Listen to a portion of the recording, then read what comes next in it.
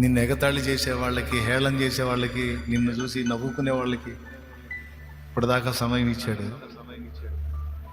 అయిపోయింది వాళ్ళ సమయం, ఇక నీ సమయం స్టార్ట్ అయింది. నవ్వనీరా, సాక్ష్యం ఉండాలి కదరా. ఎగతాళి చేయనీరా, సాక్ష్యం ఉండాలి కదా. తృణీకరించనీరా. కొద్దిగా పెయిన్, నొప్పి భరించు. రేపు ఆనంద భాష్పాలతో నువ్వు సాక్ష్యం ఇవ్వాలి కదా.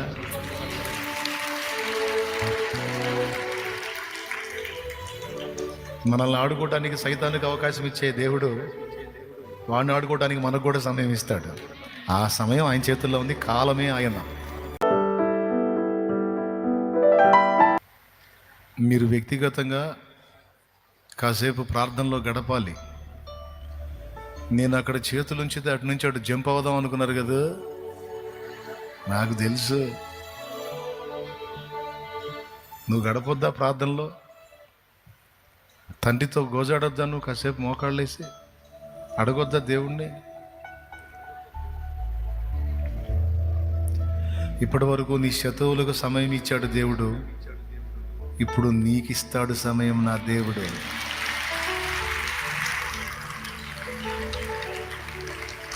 ఇస్తాడు, ఇది గుర్తుపెట్టుకో. నిన్ను ఏడిపించిన వాళ్ళకి సమయం ఇచ్చాడు దేవుడు, ఇప్పుడు వాళ్ళ సంగతి తేల్చడానికి నీకు ఇస్తాడు సమయం దేవుడు. పూర్తి నిశ్చేతతో చెబుతున్నాను నేను. ఇశ్రాయేలును శ్రమ పెట్టడానికి ఐగుప్తులకి ఒక టైం ఇచ్చాడు. వాళ్ళకి న్యాయం చేసి వెండి బంగారాలు స్వాధీనం చేసుకోవడానికి వీళ్ళకి సమయం ఇచ్చాడు. నిన్ను ఎగతాళి చేసే వాళ్ళకి, హేళన చేసే వాళ్ళకి, నిన్ను చూసి నవ్వుకునే వాళ్ళకి ఇప్పటిదాకా సమయం ఇచ్చాడు. అయిపోయింది వాళ్ళ సమయం, ఇక నీ సమయం స్టార్ట్ అయింది. అడుగడుగున నాకు ఇలా చెప్పుకుంటూ నన్ను ప్రోత్సహించుకుంటూ వచ్చాడు నా తండ్రి. బాధపడకరా, వాళ్ళకి ఇచ్చిన సమయం అయిపోయింది, ఇక నీ సమయం స్టార్ట్ చేస్తాను నేను. నవ్వనీరా, సాక్ష్యం ఉండాలి కదరా. ఎగతాళి చేయనీరా, సాక్ష్యం ఉండాలి కదా. తృణీకరించనీరా. కొద్దిగా పెయిన్, నొప్పి భరించు. రేపు ఆనంద భాష్పాలతో నువ్వు సాక్ష్యం ఇవ్వాలి కదా.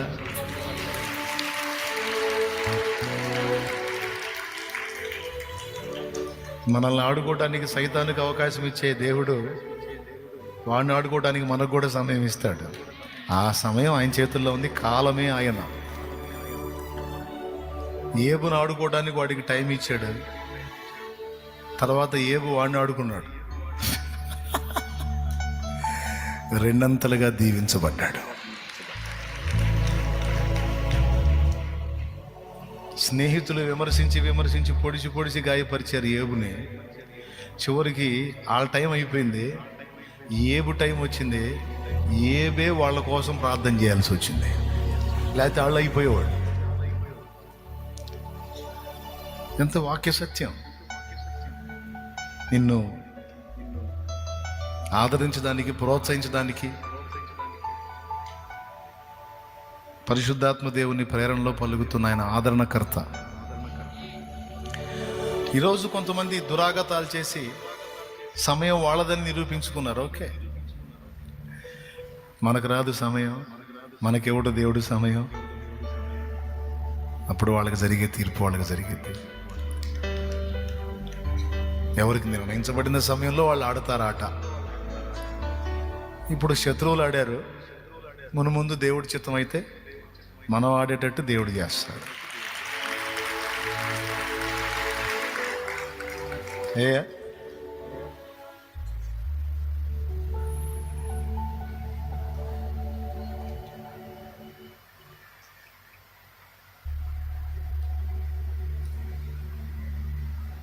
దేవుడు మన తలనెత్తి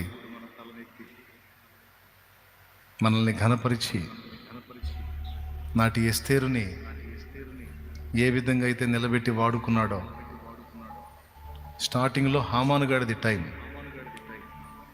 వాడైతే ఏకంగా ముద్ర కూడా తీసుకెళ్ళి అందరికీ సావు డేట్ రాశాడు. వాడు టైం వాడిది. తర్వాత ఆ టైం తీసి ఎస్తేరుకి ఇచ్చాడు దేవుడు. అప్పుడు ఎవరి చావు డేట్ ఎవరు రాశారు తెలుసుగా? ఎవరి చావు డేట్ ఎవరు రాశారండి? హామాన్ గడు రాశాడా? ఆడి చావు డేటు ఎస్తేరు రాసింది. వాళ్ళ టయాల్లో వాళ్ళు ఆడుతుంటారు. నన్ను కూడా ఎగతాళి చేసిన వాళ్ళు ఉన్నారు, హేళన చేసిన వాళ్ళు ఉన్నారు, నవ్విపోయిన వాళ్ళు ఉన్నారు. దేవుడు వాళ్ళకి సమయం ఇచ్చాడు, మాట్లాడతారు, పర్వాలేదు అనుకున్నా. నాకు సమయం ఇచ్చాడు, ఆ నవ్విన నోళ్ళన్నీ వంకర్లు పోయేటట్టు చేశాడు దేవుడు. ఏం పర్వాలా, మనం నమ్మినోడు రోషం గల దేవుడు.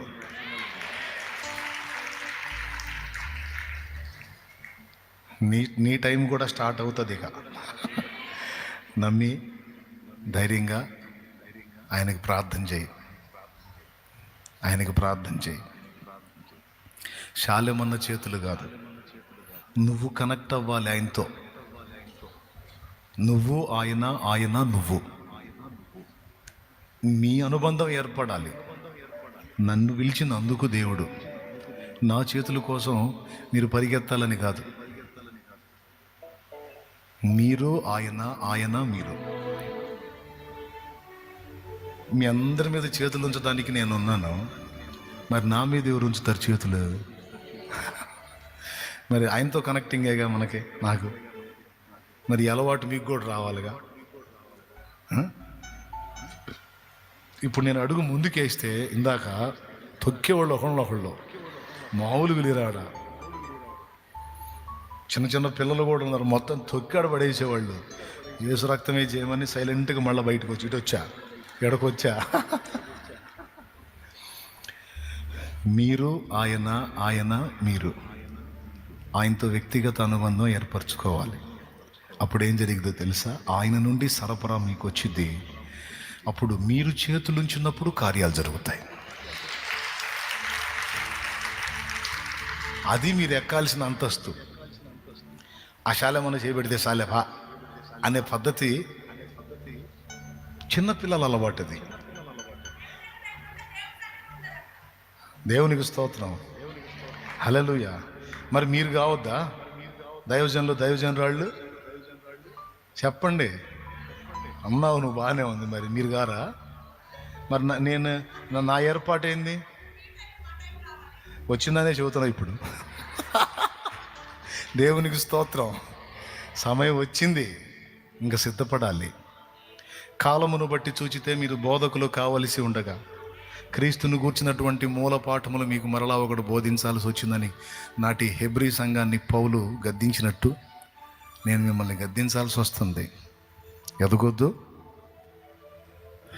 మీరు నూనె రాసి ప్రార్థించినప్పుడు అవతల వాళ్ళకి స్వస్థత జరగాలి. నేను చెప్తున్నాను, సమాజం దేవుని ముందు తల వంచాలి, తల దించాలంటే క్రీస్తునందున్న ప్రతి బిడ్డ దేవ ప్రభావంతో నింపబడాలి. దైవ శక్తితో, దైవ ప్రభావంతో, దేవుని ఆత్మతో నింపబడాలి. ఒక సేవకుడిని చంపితే 1000 మంది ఎలా లెగుస్తారంటే ఇలానే లెగుస్తారు. అర్థమైందా? ఇక్కడ కూర్చున్న వాళ్ళందరూ అలాగే దేవుడితో వ్యక్తిగత సంబంధాన్ని ఏర్పరచుకొని, దేవునితో అనుబంధాన్ని ఏర్పరచుకొని, భక్తిపరులుగా తయారై, ప్రార్థనా యోధులుగా తయారై, పరిశుద్ధాత్మతో నింపబడితే నీవు చేతులుంచితే అవతలాడికి రోగం తగ్గిద్ది. ఈ మెట్టుకి విశ్వాసులు ఎక్కాలి. ఎవరో ఒక దైవజనుడు చేతులుంచితే స్వస్థత కాదు బిడ్డ. స్వస్థత కోటాలకు నువ్వు పరిగెత్తడం కాదు బిడ్డ, నువ్వు తయారు కావాలి.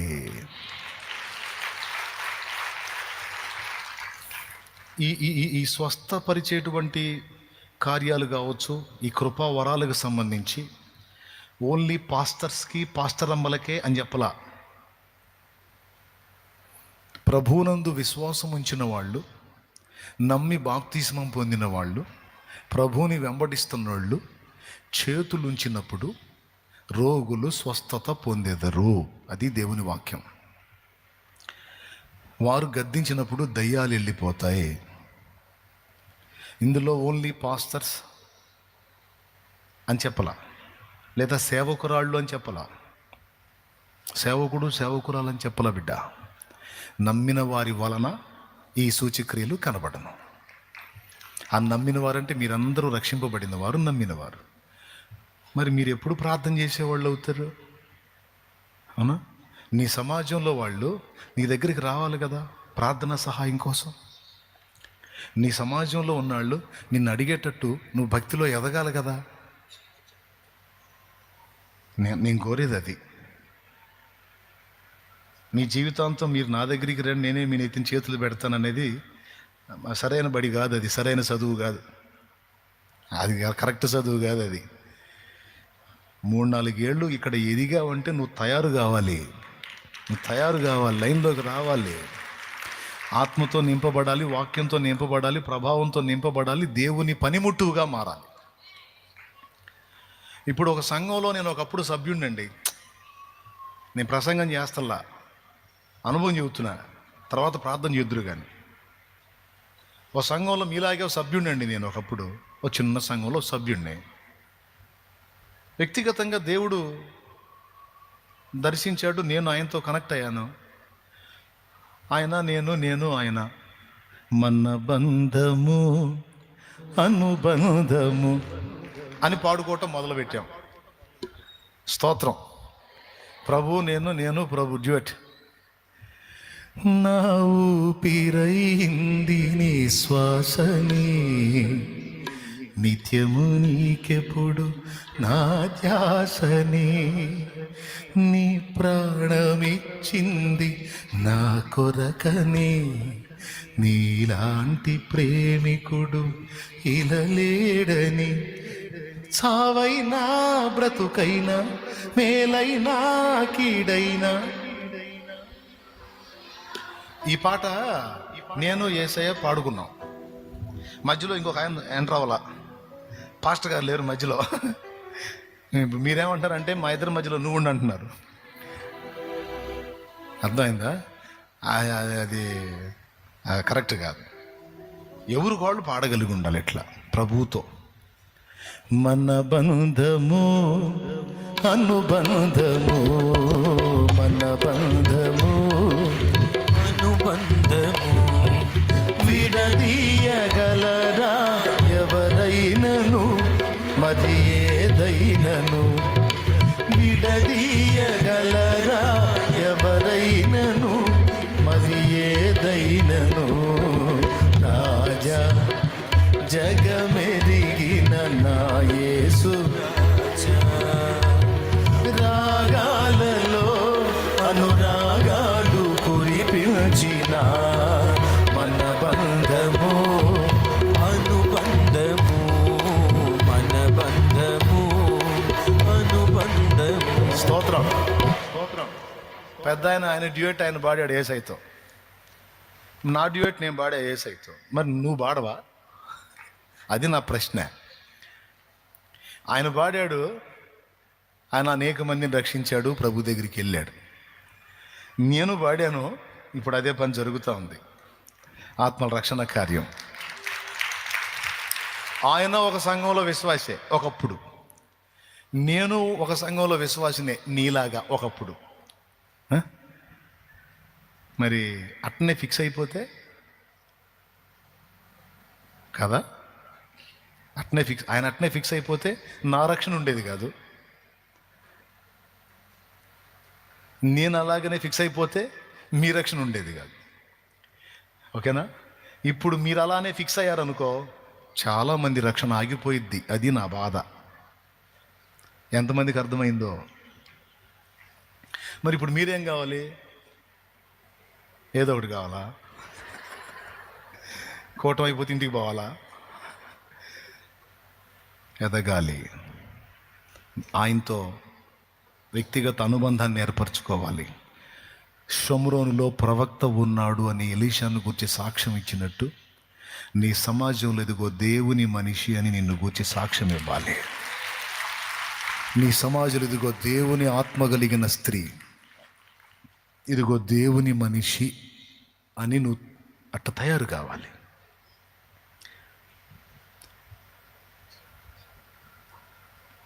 దేవుని కృప. చర్చికి వెళ్ళేవాడిని, అవకాశం ఉండి ఆయన చేతులు ఉంచితే ఉంచినట్టు, లేకపోతే తీసుకెళ్లే వాళ్ళని పరిచయం చేసి ప్రార్థన చేయించి పక్కకు వచ్చేవాడిని.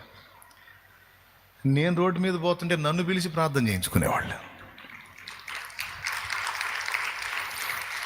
నేనేమో చర్చికి పోయి వస్తాను, వాస్తవంగా దైవజనుడి చేత చేయించాలి, కానీ వాళ్ళు నన్ను పిలిచి నువ్వు ప్రార్థన చేయి అనేవాళ్ళు. ఫస్ట్ నేను చెప్పా డైరెక్ట్, నేను పాస్టర్ని కాదు, నేను చర్చికి వెళ్ళి వచ్చేవాడిని, నేను చేయకూడదు అన్నాను.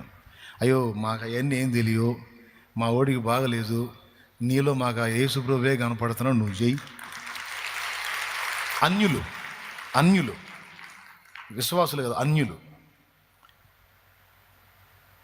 మరి ఆ తర్వాత దేవునితో వ్యక్తిగతంగా అనుబంధం ఏర్పరచుకొని ఆత్మీయతలో ఎదిగి అలా అనేక మంది కోసం ప్రార్థన చేసి సువార్త చెప్పి రక్షణలో నడిపించి క్రమక్రమంగా ఈరోజు సేవలో ఉన్నాం. మనందరం అలా డెవలప్ అయితే అప్పుడు ఉంటుంది, మామూలుగా ఉండదు. సైతాను కూడా అప్పుడు వేస్తాడు డ్యాన్స్, మామూలు డ్యాన్స్. కానీ ఆ మెట్టుకు రాకుండా వాడు వేస్తున్నాడు, అడ్డుబండలు వేస్తున్నాడు నీ మనసులో. నువ్వు ఎదగనీయకుండా, నేను ఎదగనీయకుండా, నువ్వు ప్రభావం కలిగిన వ్యక్తివిగా మారకుండా, నువ్వు అభిషేకం పొందిన వ్యక్తివిగా మారకుండా, దేవుని పాత్రవు కాకుండా నిన్ను కంట్రోల్ చేస్తున్నాడు వాడు. నువ్వు ఎప్పుడు ఒకళ్ళ చేతుల కోసం ఆరాటపడేటట్టు, నువ్వు ఎదురోళ్ళ మీద చేతులుంచే స్థాయికి ఎదగకుండా అడ్డు తగులుతున్నాడు వాడు నీకు. వాడి ఆటలు కట్టించాల. నువ్వు దేవుని పాత్రవి కావాలి, దేవుని శక్తితో నింపబడాలి, దేవుని ప్రభావంతో నింపబడాలి. అందుకోసం నువ్వు వ్యక్తిగతంగా దేవుని, ఇప్పుడు నేను వచ్చానని మోకరించుదాం, ప్రార్థన చేద్దాం అనగానే చేద్దాం అని మోకాళ్ళు వేయటం, నేను ఆమేన్ అనగానే లేచిపోవటం నాకు నచ్చదు. నేను చెబితే నువ్వు మోకాళ్ళు లేచి 2 మొక్కలు చెప్పి కాసేపు మొత్తుకొని మళ్ళీ అటు కళ్ళు తెరిచి ఇంకా ముగించలేదు అని ఎప్పుడు ఆపుతాడబ్బా అనుకుంటా చూడటం, ఇదంతా దరిద్రం. ఇది కాదు. నేను ఎందుకు వచ్చానంటే మోకాళ్ళు వేసి నువ్వు మాట్లాడుకోవాయా, దేవుడితో మాట్లాడుకోవాయా, కాసేపు మా దండం పెడతా మాట్లాడుకోవాయా. వచ్చింది ఎందుకు? మోకాళ్ళు వేయవాయా, చెప్పవాయా, నీ శోభ చెప్పవాయా, అడగవాయా, కన్నీరు గార్చవయా. నీ ప్రభావంతో నన్ను నింపనప్పుడు, నీ శక్తితో నన్ను నింపనప్పుడు నన్ను ఎందుకు బతికించి ఉంచావయా? నీ కోసం వాడబడినప్పుడు, నీ కోసం ఫలించినప్పుడు, 4 ఆత్మని రక్షించడానికి పనికిరానప్పుడు నేను బతికుండి ప్రయోజనం ఏమాయా, ఎందుకయా నన్ను అని అడగవే. అడిగావా? అడిగితే తప్పకుండా నీ మీద తన అభిషేకాన్ని నింపుతాడు ఆయన.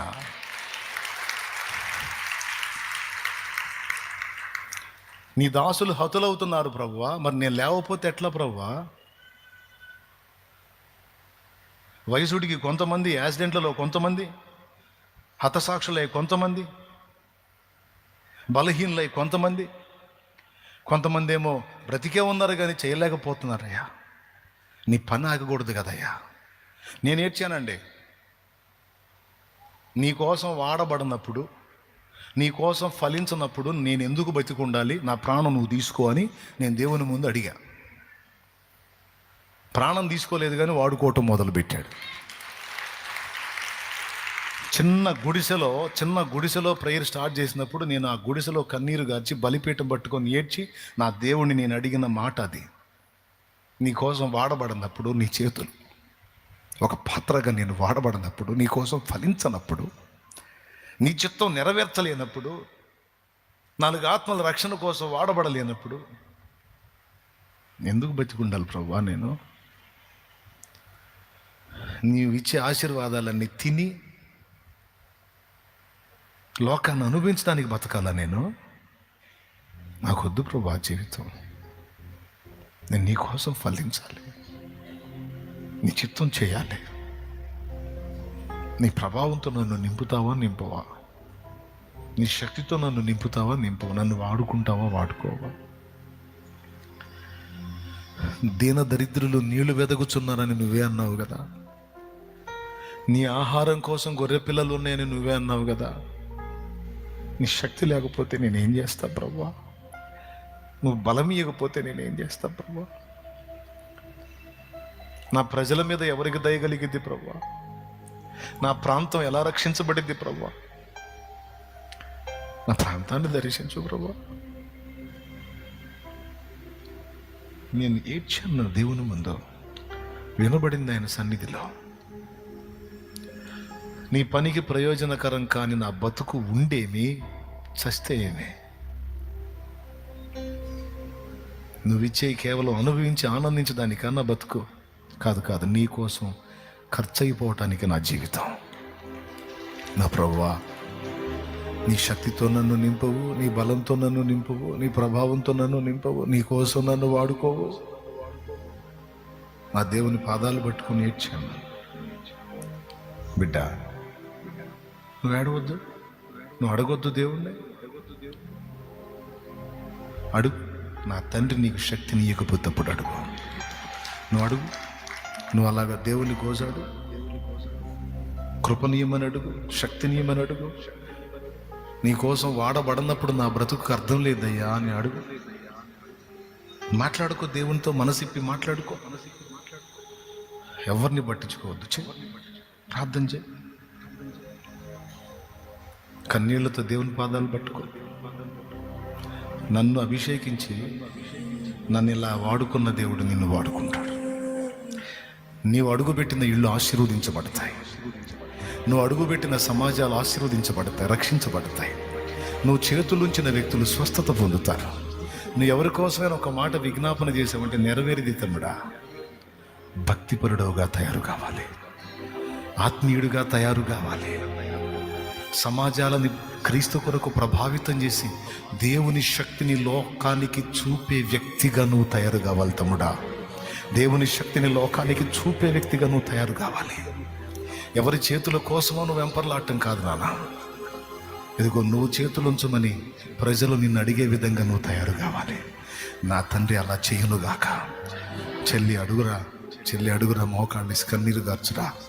నా తండ్రి, నీకోసం వాడబడినప్పుడు నా జీవితం ఎందుకు తండ్రి? నీకోసం ఫలించినప్పుడు నా బ్రతుకు ఎందుకు తండ్రి? నీ ప్రభావం నాకు లేనప్పుడు నా జీవితం ఎవరికి ప్రయోజనం తండ్రి? నా సమాజం అంతా నశించిపోతుంది. నా సమాజం నీ మహిమను చూడాలి కదయ్యా. దానికి నేనే వారధి కావాలి, దానికి నేనే వారధి కావాలి. దేవా, నన్ను నీ శక్తితో నింపవా, నన్ను అభిషేకించవా. నీ దాసుడి వేదన నిజమే ప్రభువా, నీ దాసుడు బాధపడింది వాస్తవమే ప్రభువా. ఎదుగు బొదుగు లేని ఆత్మీయ స్థితిలో మేము అలా అణగారిపోయాం తప్ప ఫలించేటువంటి విధంగా మేము లేదు. షోమ్రోన్లో ప్రవక్త ఉన్నాడు, దెబోరా అనే ప్రవక్తిని ఉంది అన్న సాక్ష్యాలు మాకు లేవు ప్రభువా. అయ్యో దేవా, అయ్యో దేవా, క్షమించు. దేవుని పాదాలు పట్టుకో.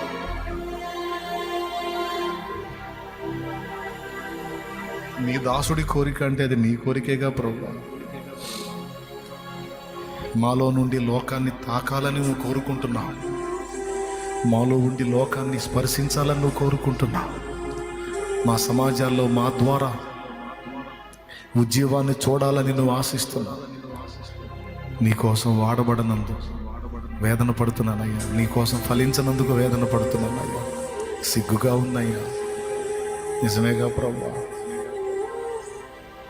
ఏ పొద్దు ప్రార్థన చేయించుకోవడానికి అలవాటు పడ్డాను, కానీ ఎదుటోళ్ళ కోసం ప్రార్థన చేసే స్థితిలో లేనుగా.